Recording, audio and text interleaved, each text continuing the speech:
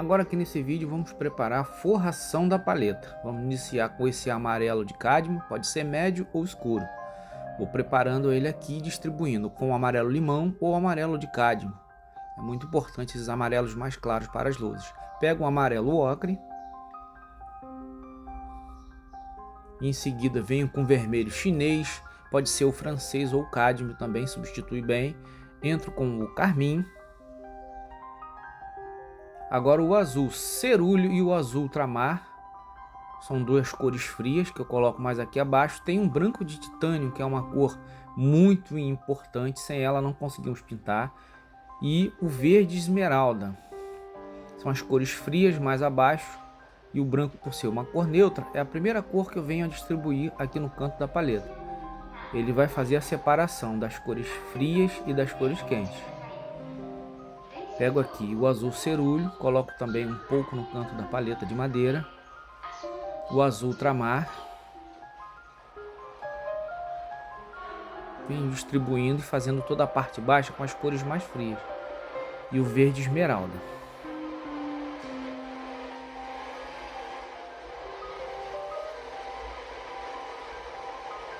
Agora a parte de cima eu começo a distribuir as cores quentes. Começo aqui com o amarelo ocre, ao lado do terra de siena queimada. São duas cores basicamente neutras que vai servir muito bem para a gente fazer algumas misturas. Iniciando com laranja. E também posso colocar ao lado aqui o amarelo de cádmio, tá? Ao lado desse ocre. É uma cor importante, com mais iluminação. Vou colocar aqui o amarelo de cádmio claro. Se não tiver o cádmio claro, pode ser com amarelo limão. E assim vou forrando a paleta as cores quentes no alto. Entro aqui com o vermelho chinês.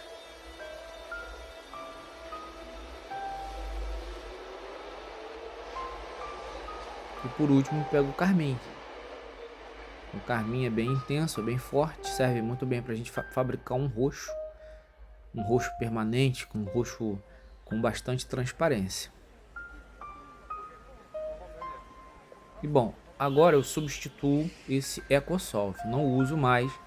Venho com um produto chamado óleo de linhaça, ele serve para dar mais corte à tinta.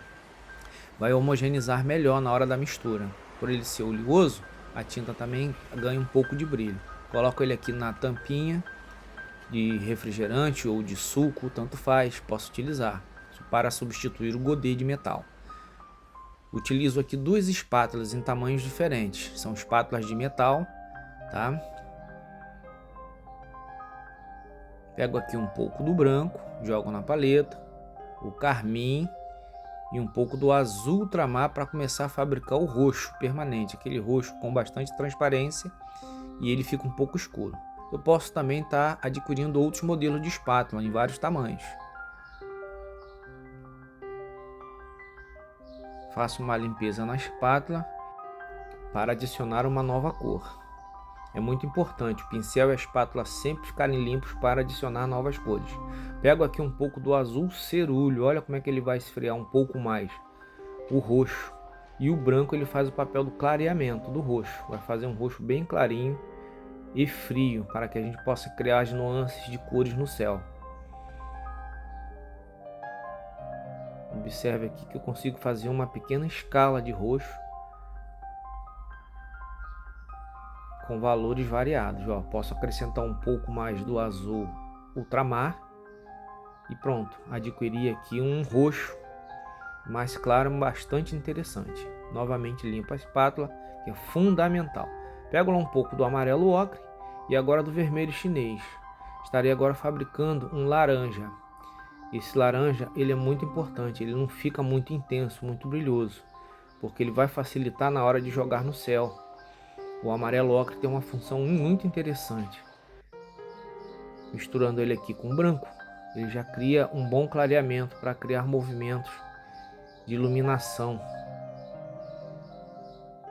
Passo a espátula na paleta de madeira, esfrego bastante, agora tiro o excesso. Em seguida, pego um pouco mais de azul ultramar aqui, boto na lateral do roxo claro, que ela vai servir como um azul do céu, ele já não vai entrar como um azul puro, como vem no tubo. Pego aqui um pincel tigre Cerda Brasil número 16. E também posso utilizar um pincel da marca Condor, da série 456, número 14, número 16. Tá? Esses pincéis aqui você pode estar encontrando em papelarias, em casas de materiais de construção. São muito úteis para também estar aplicando. É um pincel de cerda mais dura. Sim, claro, pincel sintético.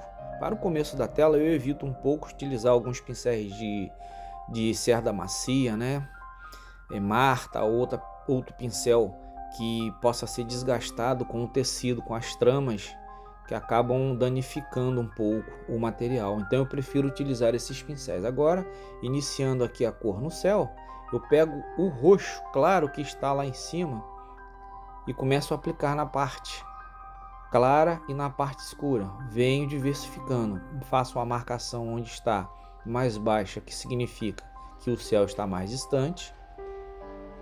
Ó, o roxo levemente azulado. Aos poucos estarei, lógico, sobrepondo as pinceladas para dar um pouco mais de profundidade.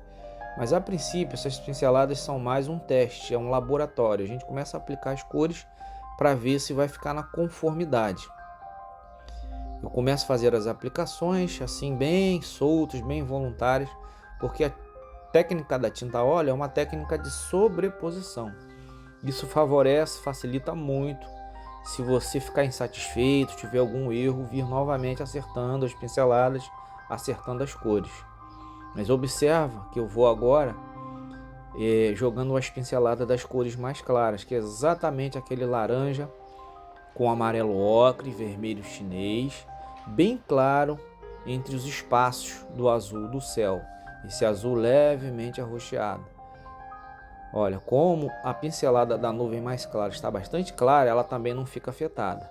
Volto na paleta, ó, pego um pouco mais da cor que eu estou falando para você, que fica fazendo o movimento de iluminação da nuvem. Clareio um pouco mais, faço 2 tons aqui para exatamente diversificar um pouco e vou aplicando nas partes baixas, no limite entre a montanha e o céu, que é a parte do horizonte. Observe que as minhas pinceladas são bem leves, sem compromisso. Eu vou jogando e vou deixando. Depois, logicamente, vou caprichar um pouco mais, deixar um pouco mais de leveza na passagem das pinceladas. Mas antes eu preciso só deixar uma ideia de movimento. As cores do céu, a parte alta, azulada, que são mais distantes, mais profundas, e as nuvens, os movimentos mais claros, que são mais próximos, onde são refletidas as luzes no céu.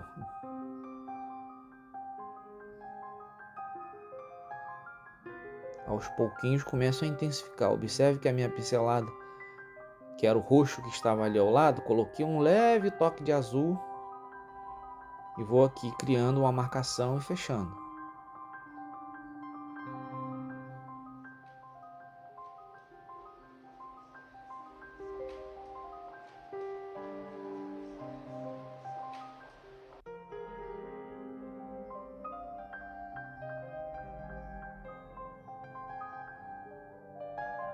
Buscando os espaços e sobrepondo, dando algumas manchas, algumas pinceladas para causar um movimento no céu. Olha como é que ela vai ficando suave ao fundo. Quanto mais baixo em relação ao alto do céu, vai ficando mais claro, exatamente para proporcionar a atmosfera, a distância no quadro, para traduzir no olhar do observador, de quem estiver analisando a tela, ver que lá atrás o azul do céu e o brilho, a intensidade, ela se perde, ela se funde com a atmosfera. Isso é uma técnica básica de profundidade. Começo a pincelar um pouco das cores do céu, elas vão caindo na água. Isso é justamente para eu já ter uma ideia básica antes de terminar o céu, para que eu possa ter uma noção de equilíbrio cromático, ou seja, um equilíbrio das cores. As cores que eu já apliquei no céu, dou umas pinceladas aqui bem soltas, não no mar. E aí a gente vai terminando dessa forma.